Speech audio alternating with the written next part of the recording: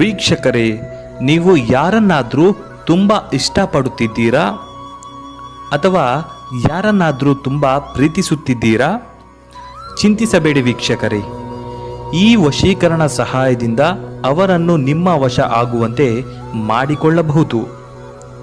ಹೌದು, ಇದು ಅತ್ಯಂತ ಶಕ್ತಿಶಾಲಿಯಾದ ಮತ್ತು ಪ್ರಭಾವಶಾಲಿಯಾದ ವಶೀಕರಣ ತಂತ್ರ ವೀಕ್ಷಕರೇ. ದಯಮಾಡಿ ಇದನ್ನು ಒಳ್ಳೆಯ ಉದ್ದೇಶಗಳಿಗೆ ಮಾತ್ರ ಉಪಯೋಗಿಸಿಕೊಳ್ಳಿ.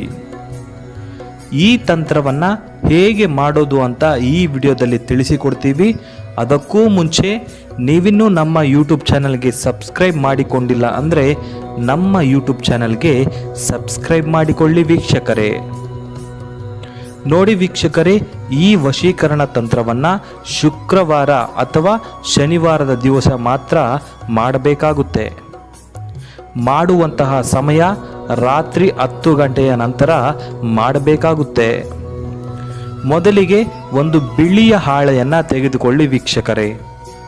ಅದರ ಮೇಲೆ ಈ ವಿಡಿಯೋದಲ್ಲಿ ನಾವು ತೋರಿಸುತ್ತಿರುವಂತಹ ವಶೀಕರಣ ಮಂತ್ರವನ್ನು ನೀಟಾಗಿ ಬರೆದುಕೊಳ್ಳಿ. ಈ ವಶೀಕರಣ ಮಂತ್ರವನ್ನು ಬರೆದಾದ ನಂತರ 5 ನಿಮಿಷಗಳ ಕಾಲ ಈ ಮಂತ್ರವನ್ನು 51 ಬಾರಿ ಜಪ ಮಾಡಿಕೊಳ್ಳಬೇಕಾಗುತ್ತೆ. ಜಪ ಮಾಡುವಾಗ ಆ ವ್ಯಕ್ತಿಯನ್ನು ನೆನೆಸಿಕೊಳ್ಳಿ. ಮುಖ್ಯವಾಗಿ ಮಂತ್ರದಲ್ಲಿ ಆಮುಖಂ ಅನ್ನೋ ಸ್ಥಳದಲ್ಲಿ ನಿಮಗೆ ಯಾರು ವಶ ಆಗಬೇಕೋ ಅವರ ಹೆಸರನ್ನು ಹೇಳಿಕೊಳ್ಳಿ.